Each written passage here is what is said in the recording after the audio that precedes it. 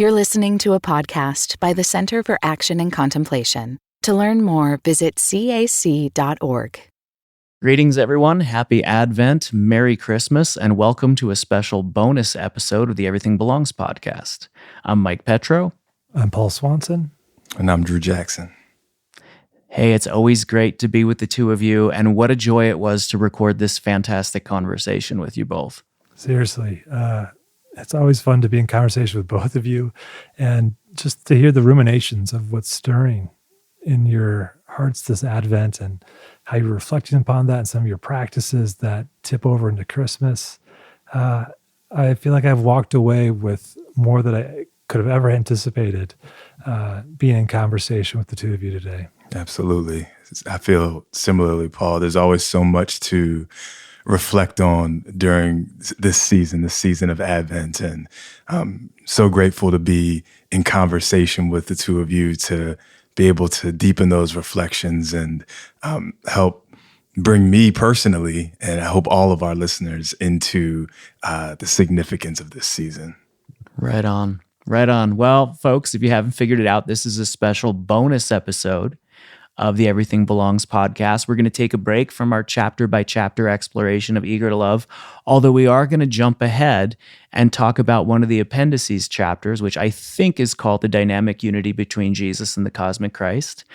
You don't have to read that to listen to this episode, and in point of fact, we don't actually talk about it that much, to be very honest, but the conversations are great. So Paul and I are going to zip over to Richard's house because we're here in New Mexico and have a conversation with him about the significance of Advent and Christmas, and then we're going to come back and hang out with Drew, get to hear some of his poetry, and have a fantastic conversation about the Advent season, the Christmas season, and how we can all make it extra special and sacred at this time.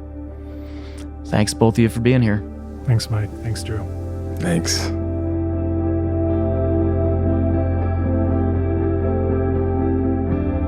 From the Center for Action and Contemplation, I'm Mike Petrow. I'm Paul Swanson. And I'm Drew Jackson. And this is Everything Belongs.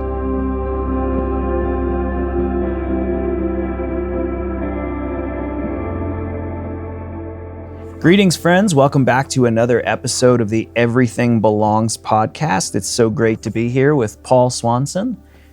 I have been looking forward to this for weeks because I love talking about Christmas, and even more than that, I love talking about Advent. But before we jump in, how are you doing, Mr. Swanson? I'm good.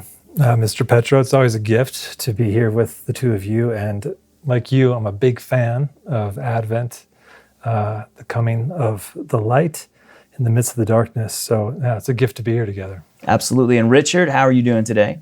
You know, okay, despite my aging voice, I'm unwell. Right on. You two are such natural lead-ins. Thank you. Oh, thank you. Yeah, thank you. You're like TV hosts.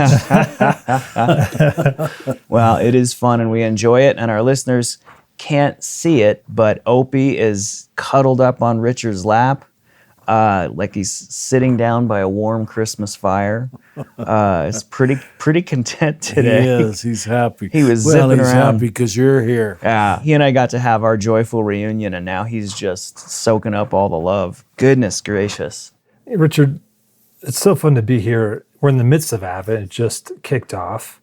And it's one of those seasons that, depending on the tradition you grow up in, you have different experiences, relationships to it. What do you think the significance of Advent as a season is in the Christian calendar? Well, the sort of obvious answer we're supposed to give, and I guess it's true, is to create waiting, to create expectation, to create desire. And the church gives us a full 4 weeks to do it. I think children know how to create desire and expectation. But I don't know that we do. Maybe we do and we just don't talk about it. But you have 2 children. You know what I mean. No, they love it. They just get expectation is the thing itself. That's it. I mean, the way that like Opie was zipping around earlier was just like it's them each morning now with their Advent calendar. They cannot wait to start the day by opening the little door of the cardboard to get that little chocolate piece. It's I'm impressed that they wait. My brother would eat all the candy right away and then close the doors so it looked like he didn't, and then he would sneak and steal my sister and I's like right before. That's amazing. Yeah. Oh, I love a good Advent calendar. Kids.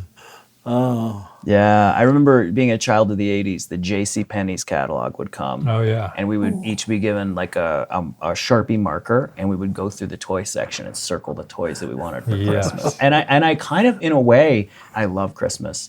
But even as a child, I think the anticipation to me was more exciting than the actual event. Yeah. Yeah, that's what I was starting to feel or say.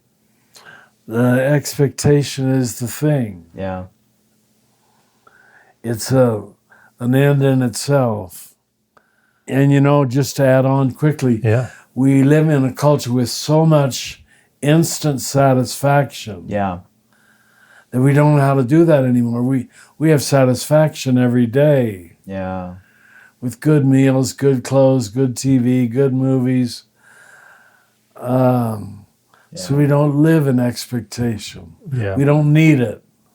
Yeah. That's what I was thinking about, the delayed gratification of Delayed. living in that desire before before consummation, before like the fulfillment of that desire. I have one of my favorites. So I have two traditions. I'll say more about Charles Dickens' Christmas Carol is a huge part of my Advent tradition. I'll say more about that later. But also Henry Nouwen gave a fantastic talk on Advent called The Spirituality of Waiting. And Nouwen's delivery is so slow that he's like, waiting is. And you're just waiting for him to make the point. So the form follows function. But he talks about working with prisoners and how prisoners spend so much time waiting and how that lends an insight into what it means. I'm curious, Richard, you worked for years as a prison chaplain. Did that give you any insight? Again, in such a privileged culture where we get what we want as quick as we want it, there's got to be a wisdom in the powerlessness of that. I haven't reflected on it enough. It surely must be true. I'm afraid my memory is more their resentment at having to wait. Sure, of course. Because so many were there unjustly, at least in their own mind. Yeah. Right. So it wasn't a happy waiting. Well, but that's the other side of the Advent expression, right? Is this hearkening back to the waiting for the Messiah in the midst of difficulty and suffering, and sort of waiting through difficulty, if I understand correctly. Yeah. In that spirit of that question, I was thinking too about, I just saw this chart about how people spend their time throughout the various seasons of life. And of course, as people get older, they spend more and more time alone. Yeah. I'm curious, as somebody who's now 81, what does waiting feel like as an 81-year-old versus as a younger person, as you see that I've lived through the entire span of different seasons of waiting and fulfillment? The first thing that comes to mind is it's much easier. You know how I talk about gazing. Mm-hmm. Yeah. The reason I can even do that is because I'm 81. I don't think when I was 21, I could have gazed for an hour and a half. I wonder why that is. Because there's a fullness already within you, your life, that you're constantly drawing upon. Yeah, that's what comes to mind. Yeah. I don't know whether it's the best answer. No, I love that, though, of there being a fullness that you're already drawing. Already drawing upon. Just, it is so easy. I've just been loving these golden leaves in my tree. Yeah. This tree is so wonderful. It doesn't drop its leaves like the others do. Yeah. It stays golden for the whole early winter. Wow. And then early spring, they drop and I get ready for the green. That's amazing. Yeah. It's an interesting, I think, again, I love the anticipation looking towards Christmas when I was a kid, and then when I got older and I learned more of, again, that notion of waiting. I think my favorite Christmas song of all time is O Come, Emmanuel. Every version of it, it's so... Yeah, I'm with isn't you. that true? I'm with you. Ransom It's Captive always Israel. sung on the Advent Sundays. Yeah. It's a haunting melody. Yeah. Yep. Yeah. Yeah, and then realizing for those of us in the northern hemisphere, this is the time when the daylight is the shortest. And it didn't even occur to me, we put Christmas lights out, but what we're actually doing is we're lighting the season where it's mostly dark. I can't help but think in the moment we live in the world that we live in, there's so much to be distressed about, and there is so much work to be done, and we're not saying there's not. But I wonder what the insight there is in shining a light in the dark in this season. What do you think Advent teaches us, Richard, about finding hope in difficult times? I don't know whether it automatically teaches it. I know you weren't saying that. Yeah. But you already put your finger on it. There's something about wanting to put light when the light is getting less and less. You drive the neighborhoods. I haven't much yet this year. And you say, what forever makes people want to put this many lights in their front yard? I hate to see their electric bill, but they do, and they do it every year. Yeah. And now there's TV shows just traveling the front yards of America, seeing who's outdoing one another. But people are genuinely excited about it.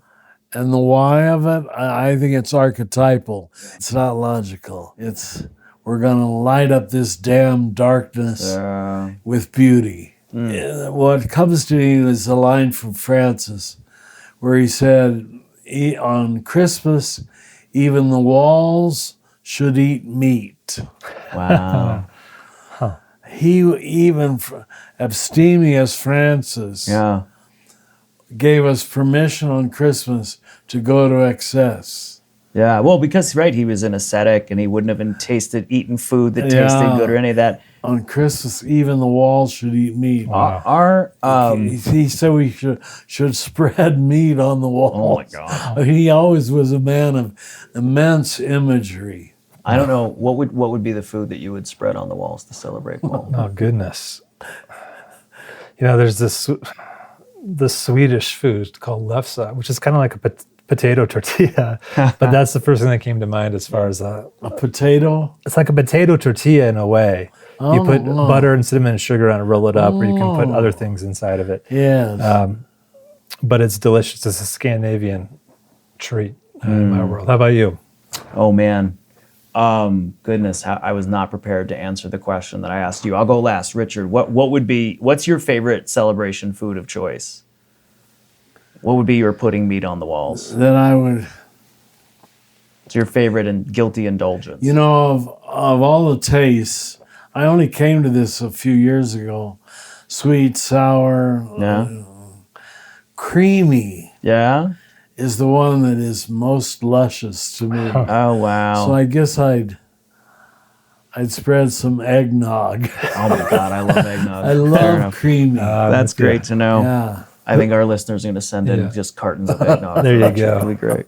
Before you go, Mike, what was the thing that Francis would always eat on Christmas? Wasn't there almond cake? Almond cake. That's right. Yeah. That's the one excess he allowed himself. And isn't that Jacobus sent him that on his deathbed, his women right? friends found out about it, and they'd bring him almond cakes. That's delightful. So we normally have them on his feast day. I love that. Yeah, that's great. I love that. I think I don't know. I everything. There's a lot of fancy things I like. Yeah, there's a lot of fancy things I like, and so my indulgence is probably a good piece of pizza, honestly. Well, and I love, I've said this before, I have an Orthodox priest friend who several of us Protestants were getting ready to fast for Lent or something. And he said, you Western Christians never understand that every fast needs to be followed with a commensurate feast. Like the point of fasting is to prepare you for the celebration. It's not asceticism for asceticism's sake. So I love to hear that in Francis as well. That's good. Our mutual friend, Brother Mark, used to tell me that the Franciscans were the ones who made Christmas the holiday that it is. Oh, it's true. Easter was, and it deserves to be, the great feast of transformation. But after the 13th century, Christmas rose in ascendancy. And many thank Francis for that, because he made such a big deal of it. The crib itself, it became a total enactment. And then the statement about even the walls should eat meat. Goodness gracious. Yeah, it's because incarnation was already transformation. Christmas was already Easter for the Franciscans. That's fantastic. Yeah. Wow. Incarnation was already transformation. I like that a lot. Yeah, it's so significant. I mean, I feel like that's one of the great Franciscan contributions. It is. In all fairness. Opie, you want a little... Hear all the talk about the meat. I know, he got excited. I hope he knows what he Here's the was. same meat. He knows what he would spread on the walls. Goodness gracious. I do like a really good barbecue brisket, I'm not going to You lie. two are such good interviewers. Well, so in talking You about... get me interested. Yeah, I mean, I know. Now we're all hungry. We should go for lunch after this. In talking about Christmas and the miraculous component of it, Richard, you tell a story about having a mystical experience near a Christmas tree as a child that has become the stuff of legend. Would you tell us the story? And I'll admit, I actually don't know the story that well, so you can tell it to me like I'm hearing it for the first time. Profound or long. Sure. But I can still picture the living room in the house we lived in at that point. We lived right catty corner from my kindergarten school. And we had bought and decorated the tree. I think we bought it. We never went out and cut it down. And we finished the decoration, and the family retired to the kitchen. And I stayed. The whole room had become dark except for the tree.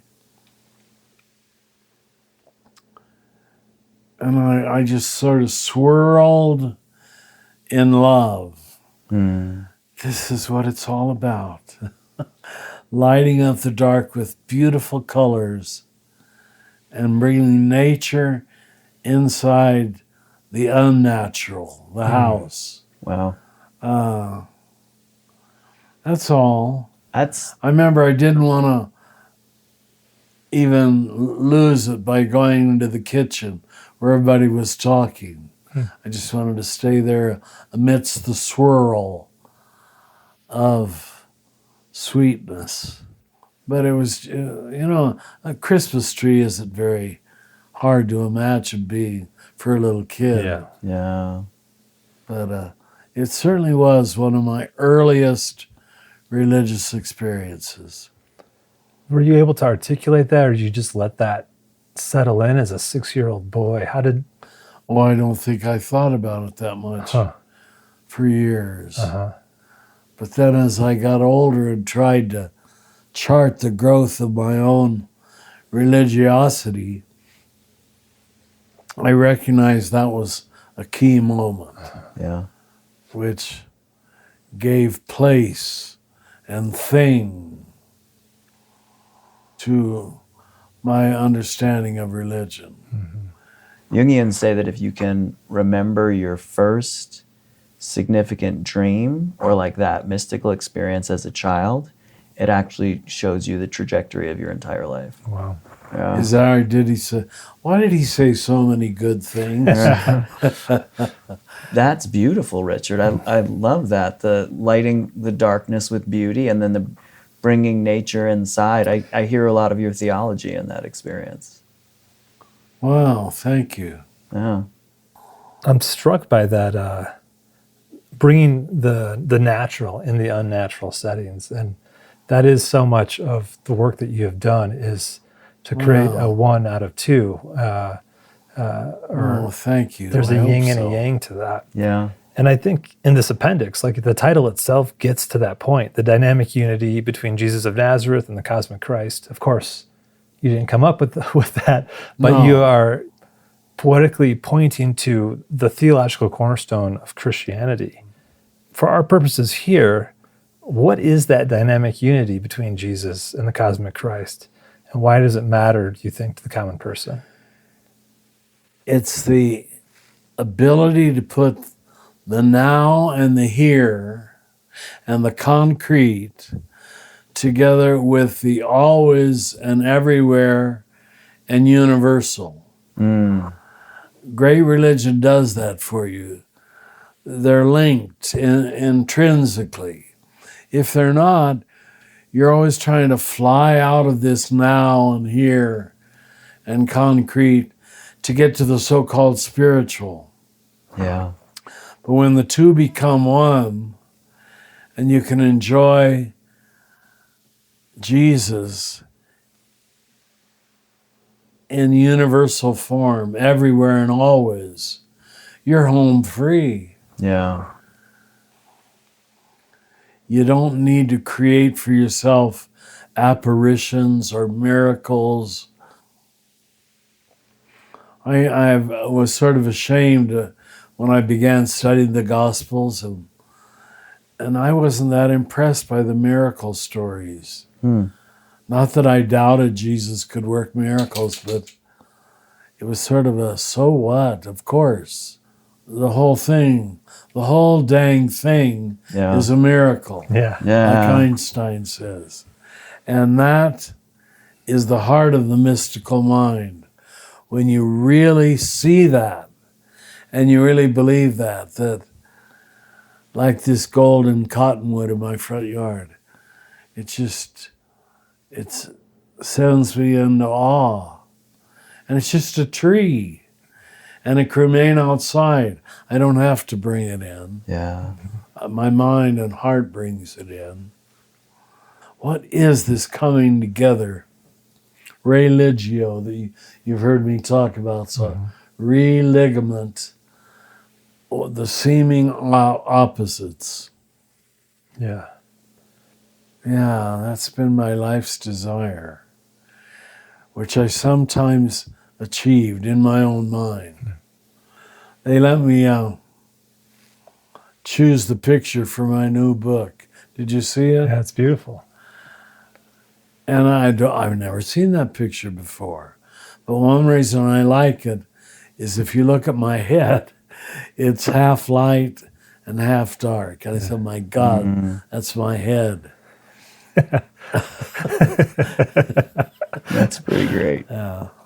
That's amazing. You like the picture, I think Paul? it's great. It's Yeah. very striking. I can see it from here. Yeah. I just want to point out, like, we started out this conversation talking about your experience as a 6-year-old under the Christmas tree, and you keep referencing back to this golden tree out front, which you say doesn't have to come indoors. But to me, there's something about you seeing in that one particular tree. You could see it was the beginning of seeing particular trees as gateways into the eternal. I'm very German in that. The Germans love trees. They told me that more than once. They worship them before Christianity. And that's why St. Boniface cut down the tree. I should take this thing off. That's okay. I bet she found you some good information about trees. We're gonna add Siri as a co-host. That's right. It's gonna work out. What is it that such a large object could grow out of the earth and be so beautiful?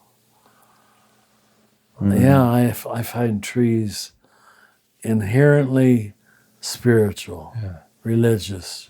Yeah. I think between your teaching on gazing and then all three of our mutual friend, Belden Lane, who wrote The Solace of Fierce Landscapes, and talks about his experience praying with trees and learning about the dendrites, these monks that would go up and pray in trees. So many of my Sunday morning hikes result with me saying the Jesus prayer up in the limbs of a tree anymore. You climb up. Yeah. Yeah. You're such a 4. Such a creative 4. Yeah, but there is something about the still stability and the old wisdom of a good tree. Yeah. Yes. Yeah. So I have a bit of a long question now, based off of this chapter that I think about. It particularly relates to our moment in time right now. So one of the things I've been noticing and talking with friends is how much disembodiment, disconnecting of spirit and matter is happening by our overly connectedness in virtual space, whether it's through AI or through avatars or online communities. And I feel like in Eager to Love in particular, you teach this way of incarnational mysticism. And it points to this world of flesh and bone, water and dirt. Like you're inviting us into this re-enchantment of the dynamic unity inside the salvific Christ mystery. How do we learn to live in this time where so much of our lives are lived online? In a way, it feels like it's pulling us away from the incarnational mysticism or incarnational reality, and pulls us away from listening to the cry of the poor and the cry of the earth, because we split our lives between what we do with our bodies, spirit and matter, and what we do online. And this all started by reading this appendix and just thinking through the eternal Christ and Jesus of Nazareth being one in this mystery of Jesus walking around on earth. Does that make? I still feel like it's a bit of a fragmented question, but I think it's because of the fragmented way in which we're participating in reality right now. There's more and more evidence and reference on TV to how the internet is not just splitting us, but scattering the mind, scattering the psyche, particularly of young people and teenagers, where everybody's opinion matters too much. Does she like me? Does he like me? Am I popular? Am I good looking? It's giving you too many reference points for the self. And people are attributing all kind of mental and emotional illness. I don't know if it's true. Yeah. I see them even come to my door here. Very disturbed people. Yeah. My first years of living here, because I'm sort of separate and apart, I didn't bother to lock the screen door, but now I have to. Yeah. There's people who come to the door, I don't know where their mind is or how it's working. It's not working like I thought minds were supposed to work. Yeah. Well, you can't blame me. It's all on screens, but the screen changing moment by moment is scattering the psyche, is the easiest way I can see it for many people. If they don't have, let's get back to my dang overused metaphor of order, disorder. If you don't have some order in place and you start with screens, I think you start with disorder. And that's not good. Only people who have an order in place can handle a screen that changes with every tap of your finger. Wow. You and I can handle it because we had a life before the screen. But I don't know that kids can. I'm not always sure that I can, to be honest. What'd you say? Is that I'm not always sure that I can. Yeah. It is a very diffusive way to live. And it also, it can be beguiling in a lot of ways. I think about, and this is listeners, nobody take this the wrong way, but I think about this, even this sort of seductive lure of performative online activism, where I feel like if I've expressed an opinion on Instagram, I've really made a difference in the world. I've walked the protest line. Yeah, and it's not the same. I'm thinking, when I think about your dynamic unity, I think about how the message of the universal Christ tells me that it's all going to be okay and inspires me to love everyone, but the message of Jesus reminds me that I have to do my part. Right. And I have work to do. Very to good. make that more real in the world. That's great. Yeah. And if I lose either one for the other, I'm in trouble. Oh, you understand. If I lose what the I'm universal trying to get at. Christ, I'm one person lighting a candle against the darkness. But if I lose the Jesus, then I don't do anything. That's it. We need the concrete and we need the universal for healthy religion. Yeah. And to fly too far in one direction or the other is not very healing. It's not very holy. And they're the same meaning. The holy is always healing. And it's the same word as salvation, solace. Wow. So if I were to bring us to a close, I think about, here we are in Advent, talking about the joy of Christmas and Christ and moving the joyful anticipation, also shining a light in a dark time, the darkest time of the year for those of us in the Northern Hemisphere. The world is not necessarily in a great state. There's a lot of people who are alarmed and concerned with good reason for things going on in the world. There's a lot of people, at least I'm guessing a good portion of our listeners are not anticipating moving into January. And yet we have the promise of Christ and the teaching of Jesus to tell us to do our part to make the world a more loving place. Jesus, having his ministry when the Roman Empire had its boot on the neck of his people and his culture. Richard, what hope would you give our listeners for finding their own way to shine a light in dark times and also not lose hope when everything in the world looks bleak? And I'm not sure that everything in the world looks bleak, but there's definitely some things to be concerned about. There's a lot going on. If one reads history at all, you can say without exaggeration, it's always been this way. Okay. We in America just grew up in a bubble, starting in the 1950s, that we were the exception. Yeah. We never had wars on our shores. Yeah, and those of us who were the right color and the right class to tap into the privilege of that. Right. The right gender and everything We else. grew up with a huge amount of order that most people have never experienced. I once watched, was it a 6-part series on the history of China? It just makes you want to, the tears of things makes you want to cry.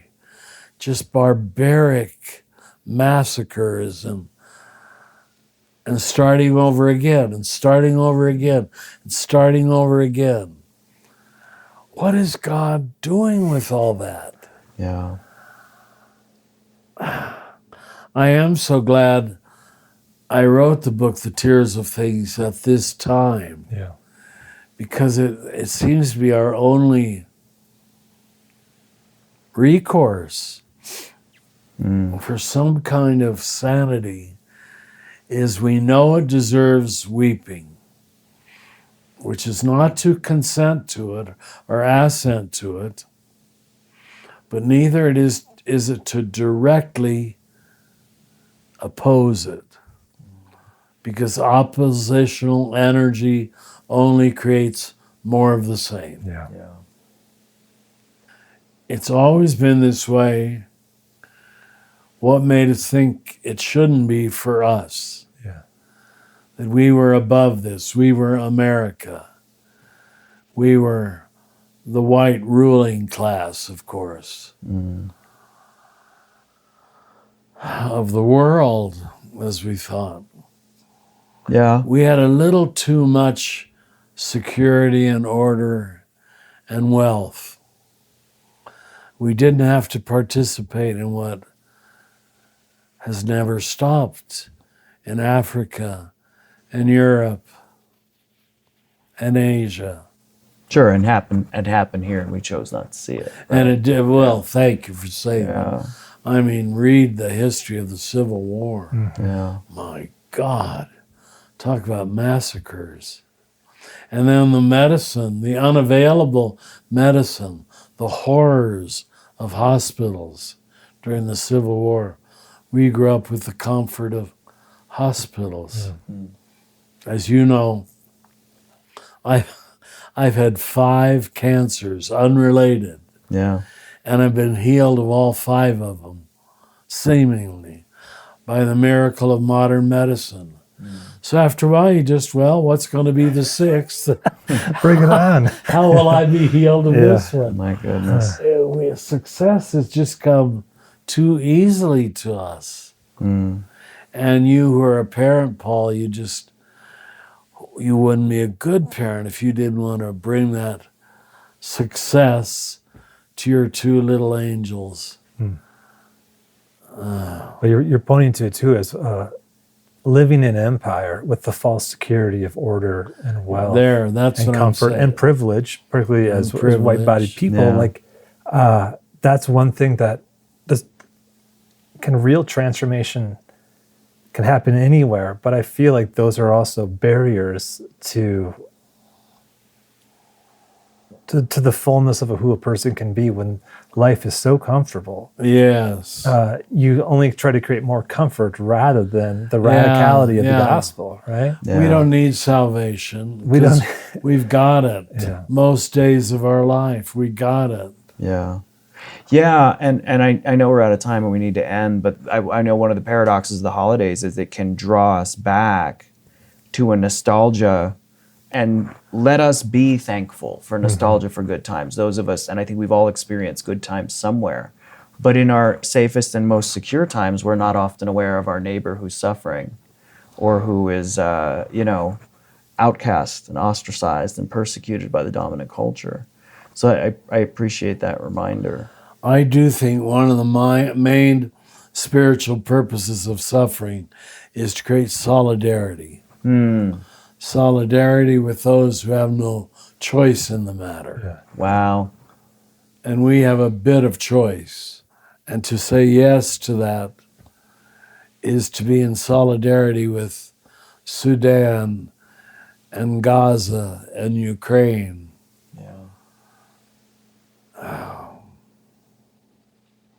Well, you bring such interesting ideas out of me. Thank you.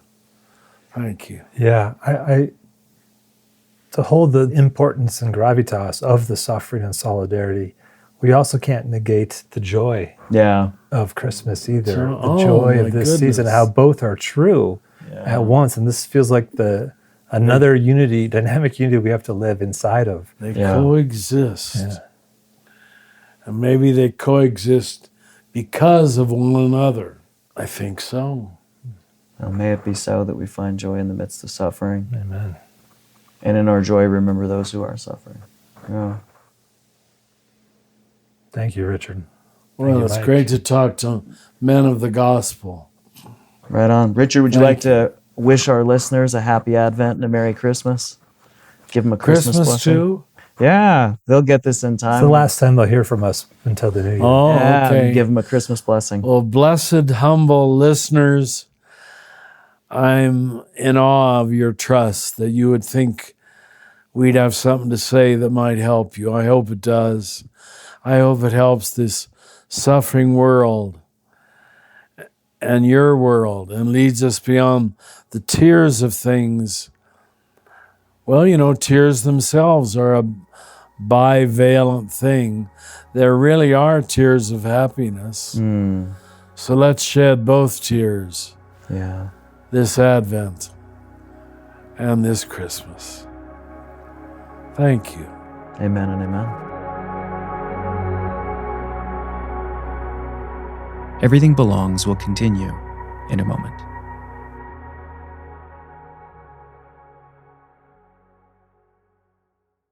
Many of us feel increasing anger at injustice, violence, and indifference in our world today. Join us March 14th for What Do I Do With My Anger? An online gathering featuring Richard Rohr and Brian McLaren. Learn ways of transforming anger into loving action, inspired by Father Richard's new book, The Tears of Things. Register today at cac.org/anger. That's cac.org/anger. What does it mean to embody salt and light? In 2025, Richard Rohr's daily meditations turn to Jesus' timeless metaphor for reflecting love into the world. Amid this season of uncertainty, join us in living with trust, being salt and light. For 18 years, the daily meditations have inspired thousands of readers like you. Subscribe today at cac.org/saltlight2025. That's cac.org/SALTLIGHT2025.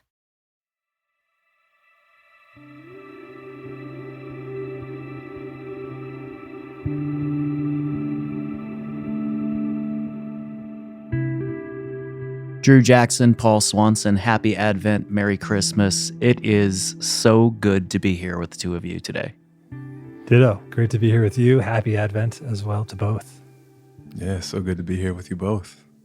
Right on. We've just come back from a great conversation with Richard, and this is a bonus episode for our listeners. We are taking a moment to sort of jump ahead, and as we continue to work our way through Eager to Love, we're looking at one of the appendices today, and we're dropping this special episode just as an Advent and a Christmas episode as we find ourselves right at the top of the holidays. And we're so thrilled to get to do this. Drew and Paul, I have to ask each of you, do you celebrate Advent as something different or leading up to Christmas? And if so, do you have any favorite Advent traditions? Drew, you want to go first or do you want to go second? Go ahead. Well, I love Advent, and my uptick in church participation is noticeable during Advent because I get there a little bit earlier. I feel like I stay a little bit longer. There's even like the structure of which hymns are sung and how long. Like, I don't know if any communities you've all been a part of like, I know we've talked about this song before, but now I'm blanking on the title, but like each week we add a verse. Come all ye faithful. Each week we add a verse as we get closer to Christmas. And like, it pains me to wait to add a second verse in that because I think it's such a beautiful song. So I think my church participation increases. We have Advent calendars for the kids, and then we have an Advent wreath. My youngest has just started taking a little piece of the Christmas tree in their lunch every day as a way to remind them that Christmas is coming. So yeah, there's a whole slew of things. And then, of course, Christmas movies and things like that, just to build up that anticipation. How about you, Drew? What comes to mind for you? Well, if you were to talk to my family, they would tell you about how much of a Christmas Advent junkie I am. Yeah. I love this season. And my daughter, Sahila, she kind of makes fun of me for this, but I'm the sort of like November 1st. Let's get into it as soon as we can. Yeah. But I love Advent in particular for that sense of longing and anticipation, and the way to sort of re-tap into that sense of like, what are my deepest longings? What am I longing for? My favorite Advent hymn is O Come, Emmanuel. Yes. And I play it over and over and over again. To me, it just captures the essence of the season. It takes me right into the heart of it. Both the melody of it, the tone of it, and also the lyrics. Yeah. So that's it's one of my traditions is to just sit with that song again. Yeah. But another thing I've started to do is, as a personal practice during this season, has been to just reflect on what is it that I'm being invited to let go of in a fresh way. and in order to make room for whatever new thing wants to emerge. And I really feel like that has become a core Advent practice for me, and it's connected to this part of the Advent season that is about making room, making room for whatever it is that is going to arrive or show up. But there's a decluttering, a letting go that has to happen. So that's been a part of a practice for me that I really engage in during this season. I love that so much. I have a neurotic love of Dickens' Christmas Carol, which was not, it was forced on me. My dad used to collect different versions of the movie, and it was sort of something I begrudgingly indulged in. And then one day it just became an absolute true and pure love of mine. And so now I do the same thing. I watch all different versions of the movies, but I actually have an entire Advent reflection practice that I go through. In the story, you have Ebenezer Scrooge haunted by a ghost who then tells him that he's going to be visited by 3 more spirits, and there's a ghost of Christmas past, present, and future, which elicits a transformation in him. And so I spend the first week of Advent always asking myself what has been haunting me from the year before, what's been keeping me up, what's been giving me anxiety and fear.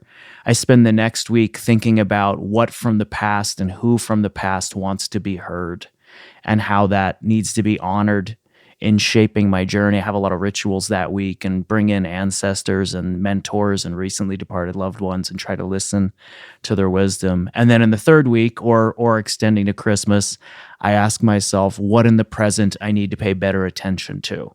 What moments of joy, what opportunities for love am I not seeing that I need to see a little more clearly? And then in the week between Christmas and New Year's, I ask myself about the future and where it's all going, and I rewrite my personal mission statement every year. But I love the upfront lead into that. Drew, you said so many good things. I have to tell you, I share your love of O Come, Emmanuel.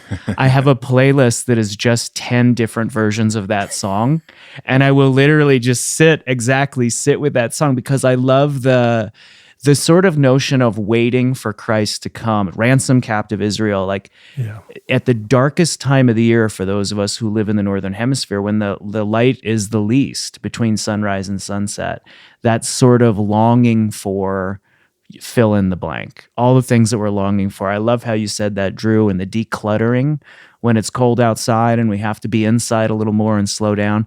So it's such a great way. You've given us such a good lead in, Drew. I invite you to say a little more if you're willing. And Paul, also, what does Advent really, really mean to you spiritually and at a deep soul level?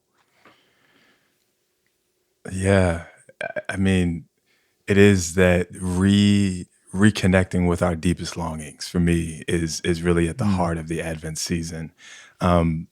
I love the story in the Gospels of Simeon, and just the way that his story encapsulates he was waiting for the consolation of Israel. I think there's one translation says it that way, that he's this elder who's been waiting and waiting and waiting, and sort of just embodies the sort of corporate collective waiting of the whole community for God's liberation, God's salvation, God's justice to break through. And to me, he's such an embodiment of what the Advent season is about. And so I love just the invitation to reconnect with that sense of longing for love, for shalom, for justice to really emerge in our world. That's so good. Drew, have you ever heard Henry Nouwen does a talk on the spirituality of waiting? And it's like his classic Advent. It's one of my favorite things. So rich. So good. The Enneagram 4 in me just loves. In some ways, I like the waiting long more than the actual consummation and the encounter, which I have to be careful about. But again, that deep, deep soul desire to be met in love and to see, not to get too nerdy, but the apokatastasis, the restoration, the justice and love for all things and all people. Goodness gracious, I love that. Paul, what about you? Well, I got to make a correction on my first response because I'm notoriously bad with song titles. So I was trying to, the hymn I was trying to remember was not Come All Ye Faithful, but Come O Come Emmanuel. Yeah. And so that is the one where each Sunday we add another verse. So Awesome. I just want to pile on onto the party and appreciation of that particular song. And Mike, I want to get a link to that playlist. I will share it with you for sure. All the varieties out there. I thinking about Advent and just the experience of Mary being pregnant, and then the experience of being alongside my wife through 2 pregnancies, and just that very embodied anticipation of what is not here, what will soon be here, and the preparations that go on. It's a very visceral feeling that I get since I've had kids during this season of like waiting with a different type of anticipation that feels like it can only happen in this darkness of winter. Like it feels like an enveloping darkness that is safe and warm and like carrying through. And I think I lost that for a period from childhood to adulthood. In our family, we talk about adult dark and kid dark. How there's a time when you're outside where the adults will say, well, it's too dark, let's go inside. And the kids are like, no, it's good, we're fine. Their capacity to hold and play in the darkness seems longer than mine as an adult. And I feel like connecting that to the waiting period, the anticipation of pregnancy, of what gets formed in that way, waiting for new life, I find that to be, it has been an extraordinary incarnational reminder to look at creation all around me and the seasonality of it all, to be patient with what reality is bringing into the world, and this particular liturgical season, to be patient with the coming Christ. Oh, that's so good. It's funny. We're at a very particular moment in time. The world is on fire in a lot of ways. People are suffering and dying all around the globe, and in our own backyards in a lot of instances. There's a lot of folks who are very, very nervous as we move through the holidays towards January and the coming years of what it's going to bring. And I've been hearing this phrase, and it's not new, but a lot of people wondering, are we currently in the darkness of the womb or the darkness of the tomb at this moment in human history where we find ourselves? And I'd like to talk about that in a second. But in listening to you talk, Paul, about this sort of anticipation that comes in leading towards birth through pregnancy, and then thinking about the darkness of the womb, the darkness of the tomb, Drew, I can't help but think of this amazing collection of poetry that you've penned. And I get the title wrong sometimes. Is it God Speaks Through Wombs? God Speaks Through Wombs. Heck yeah. Can you, first of all, tell us a little bit about compiling all this beautiful poetry? And then in a second, I want to ask you about how you think it might hit us, particularly in the Advent season. But where did all this come from for you? Yeah, so this collection of poetry they're poems that are in conversation with the first 8 chapters of the Gospel of Luke, and it's not meant to be a commentary on Luke, but there were a couple different things that I was thinking about as I was writing through this collection.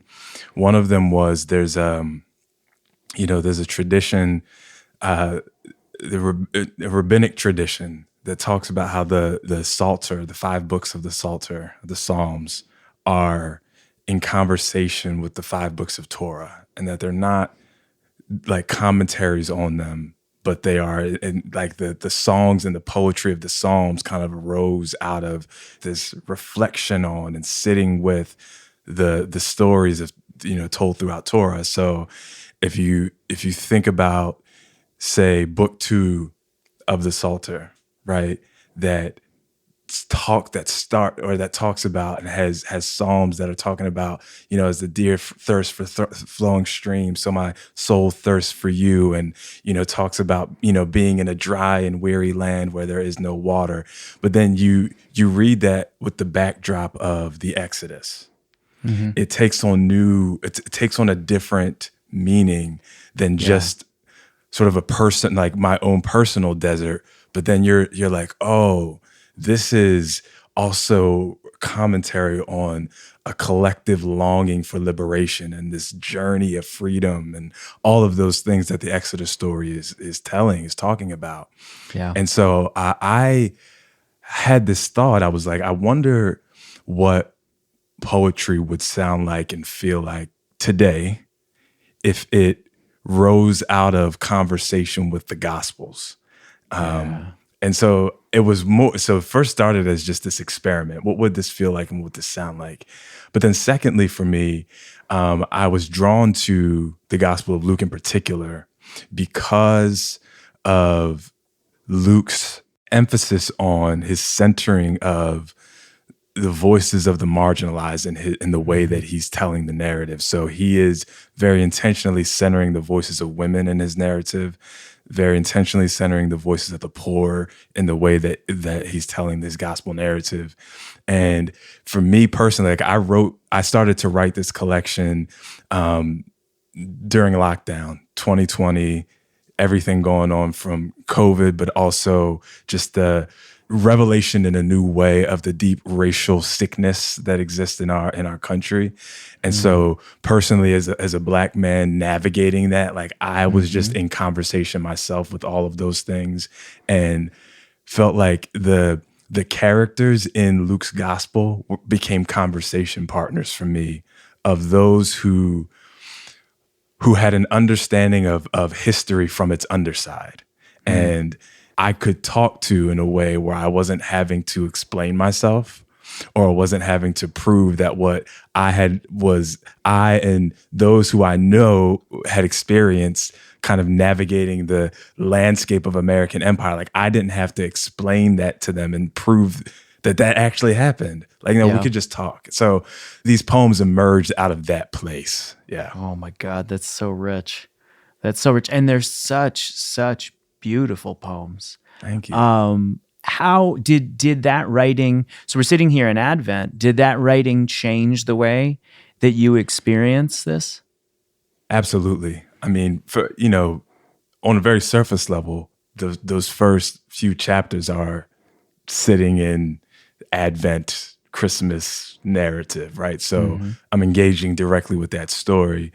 But I think to connect it to just that deep sense of longing that we've been talking about that is so central to the Advent season, and the way that,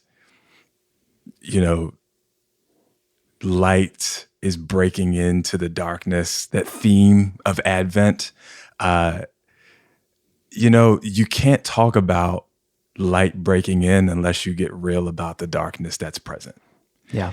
We've got to talk about it. We've got to be intimately in touch with it. Yeah. And, there's that passage of scripture in the Gospels. I think Matthew is quoting Isaiah, is quoting one of the prophets. And he says, to those who have been waiting in darkness, on them the light has shone.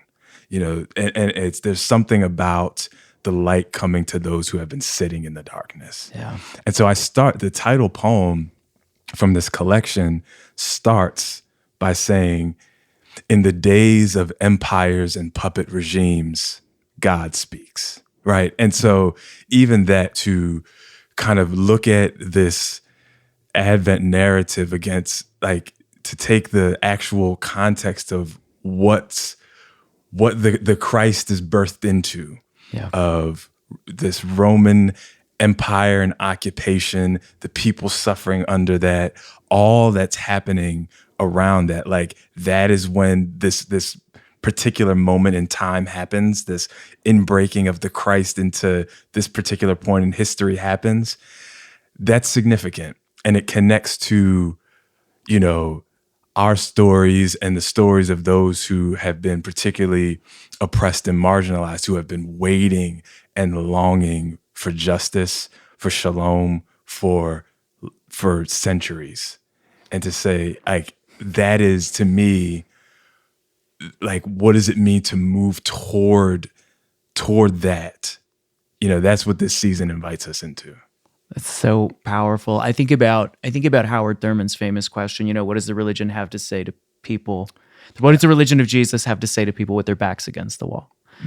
And I don't think it's any small coincidence. When I think about the Christian contemplative tradition, it has shined the brightest in moments of darkness and amongst the disenfranchised and the marginalized. Right? It seems to be the people with the boot of empire against their neck who somehow shine the brightest light and bring the greatest revelations of love to the forefront, which is wild to think about.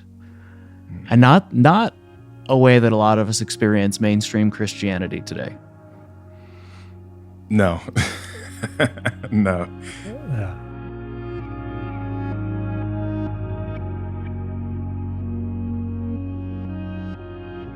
Drew, can we hear a poem?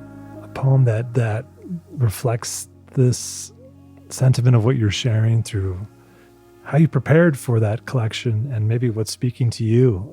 If there's a poem that's been encircling your mind during these Advent days, it's hard to talk about poetry and then not want to hear one. So I would love to invite you, getting into your poem, This Darkness, is fantastic. But if there's another one that is more right for you or top of mind, I'd love to hear it. I would love to share a poem. And my poem, This Darkness, is a poem that I wrote. It's actually not a part of the collection. I just wrote it personally as a reflection on the Advent season. And it's funny because it's a very short poem that simply says, "Not all darkness is the darkness of despair.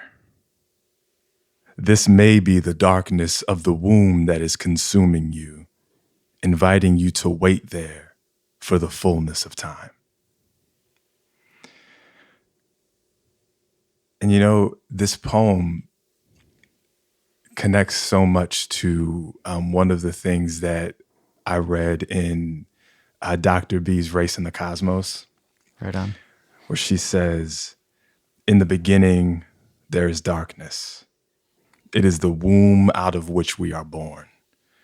In this state of trusting refuge, the light of divine revelation, which pierces but does not castigate the darkness, may finally be seen. This is a mothering darkness that nurses its offspring." So good. So Wow. good. Yeah. So good. Drew and Paul, first of all, thank you, Drew. Wow. I just, would you give us that poem again, Drew? Absolutely. This darkness. Not all darkness is the darkness of despair. This may be the darkness of the womb that is consuming you, inviting you to wait there for the fullness of time.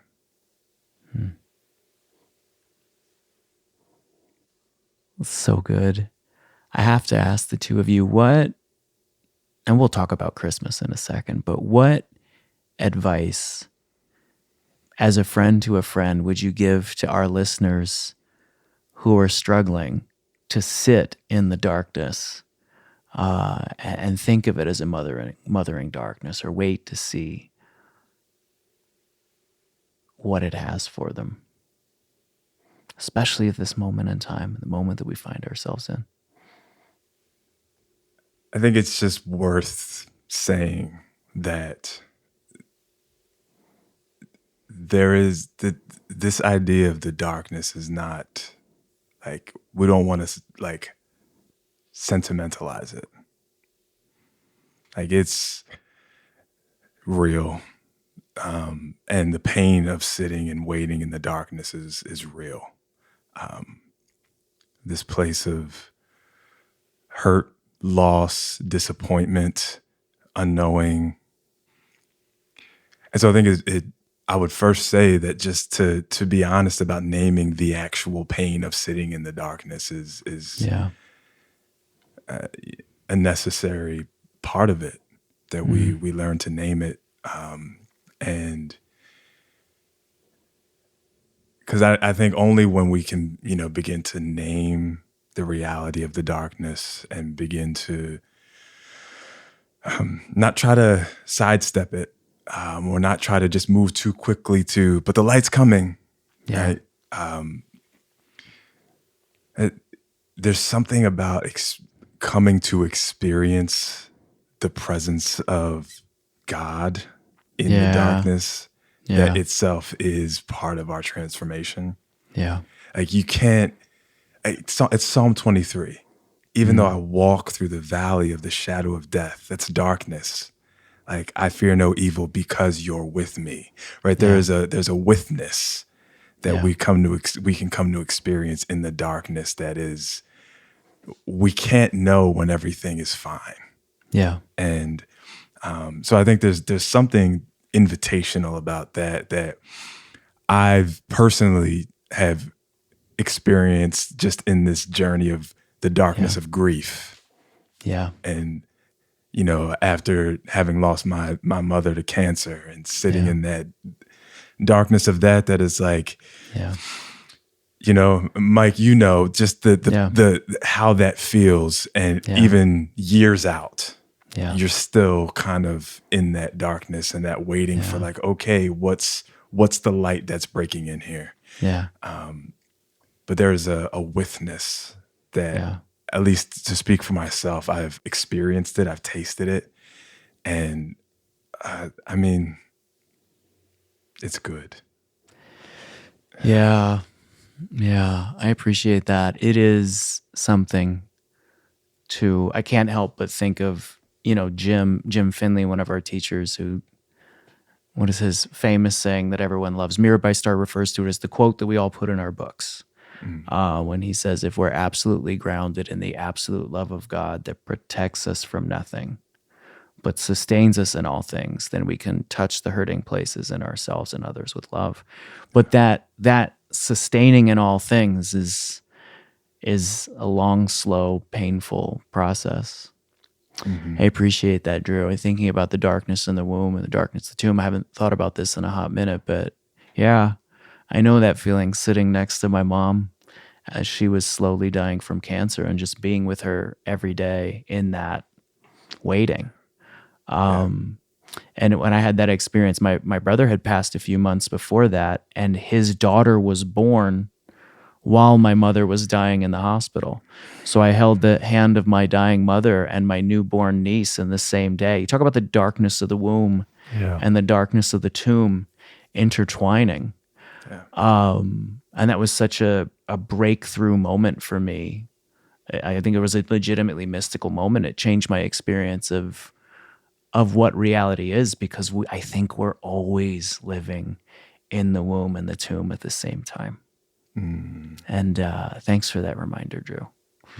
Thanks for that reminder. I don't have anything as profound as what's just been shared, but I did have the image of that mothering darkness of the wilderness, like when you're in the wilderness at night and you can't see anything, and yet everything is operating as it should be.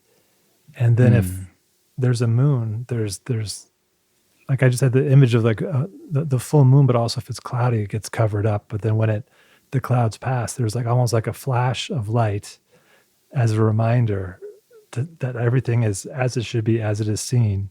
And then as the clouds cover it again, you're back in the darkness. Yeah. And you know that morning will come. But I also feel like in wilderness, in the darkness of wilderness, it's so much longer. Time drops into the taste of eternality, and time no longer makes sense. And it's only the rhythm of light and darkness that will inbreak on one another. But yet you get, within that darkness, you get these flashes of the moon reflecting the light. And that image of just not always knowing when one is going to inbreak on the other. Make me think of sleeping outside in a sleeping bag that's too thin just counting the seconds and the minutes and the hours for the sun to come back up. There's one other image that emerges for me in thinking about sitting and waiting in the darkness and what that experience is like. And I keep coming back to the image that is right at the beginning, right in the creation narrative, of this whole picture being painted of just darkness and chaos and the Spirit hovering over it. Yeah. Right? Just the old King James version uses the language of the Spirit hovering over the darkness, brooding over the darkness, but that darkness also being the word chaos, right? Yeah. Hovering over the chaos. And we think we feel that, right? Even the way that sitting in the darkness at times feels like chaos. It feels like we don't know what this is. And but that there's something about that, the darkness, that ends up being a creative energy. Yes. For it's creative. Yeah. And when I kind of step back and I think about even collectively some of the things that we're going through, and just the ways that we are grappling with like the seeming sort of collapse of empire and what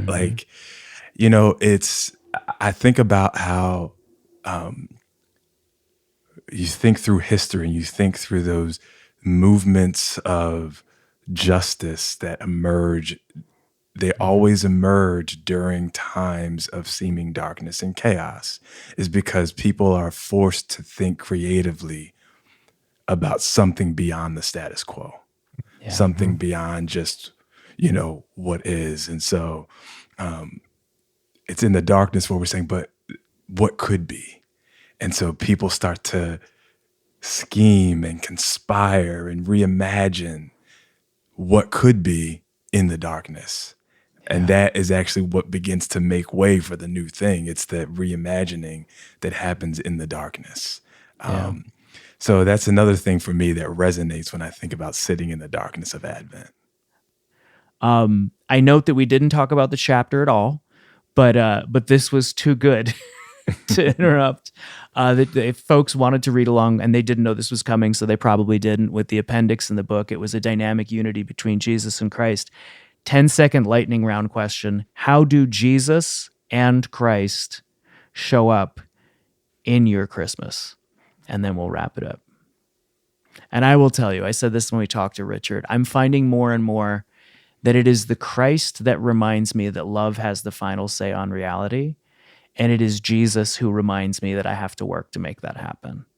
And I see that both in my Christmas and my Advent. And so I appreciate the invitation to pay a little more attention to where I can show love to everyone around me. I'm going to take your formula, Mike, and say that it's the Christ that reminds me that God is always looking to be born into the world. That it's always happening, all the time.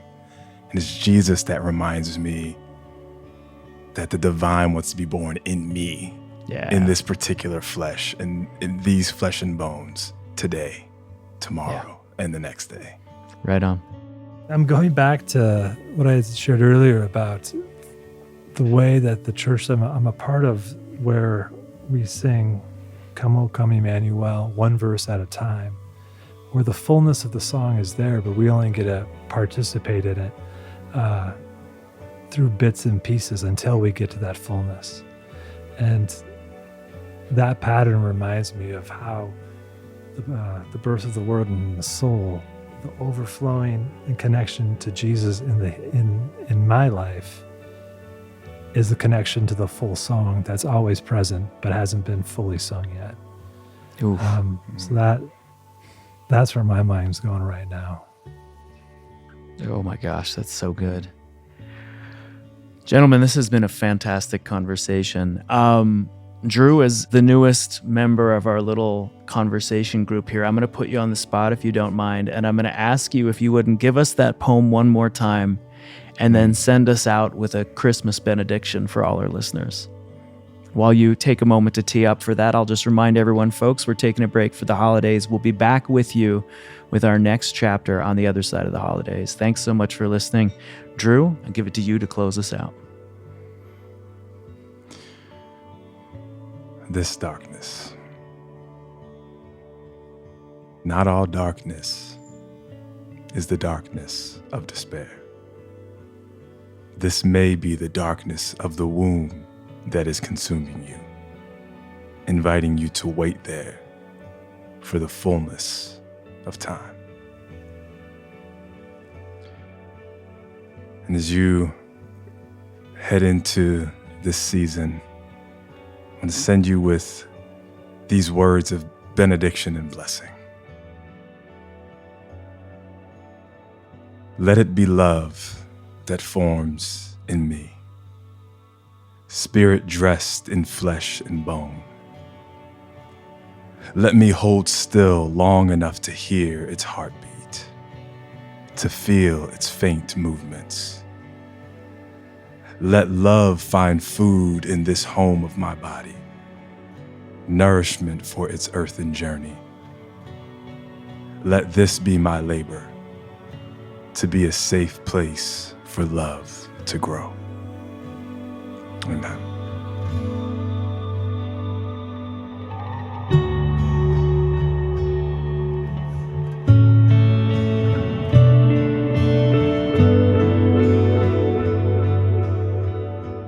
Thanks for listening to this podcast by the Center for Action and Contemplation, an educational nonprofit that introduces seekers to the contemplative Christian path of transformation. To learn more about our work, visit us at cac.org. Everything Belongs is made possible thanks to the generosity of our supporters and the shared work of Mike Petrow, Paul Swanson, Drew Jackson, Jenna Kuiper, Izzy Spitz, Megan Hare, Sarah Palmer, Dorothy Abrams, Brandon Strange, and me, Corey Wayne. The music you hear is composed and provided by our friends Hammock. And we'd also like to thank Sound On Studios for all of their work in post-production. From the high desert of New Mexico, we wish you peace and every good.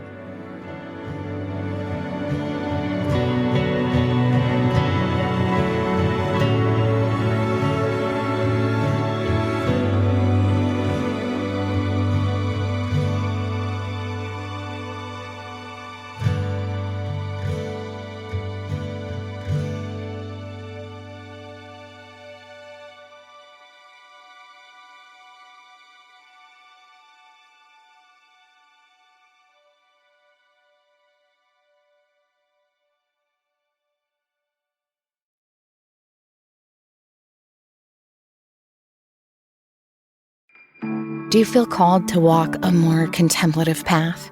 The Center for Action and Contemplation is an educational nonprofit supporting the journey of inner transformation. Our programs and resources will help grow your consciousness, deepen your prayer practice, and strengthen your compassionate engagement with the world. Learn more about our resources, such as publications, podcasts, email series, and events at www.cac.org.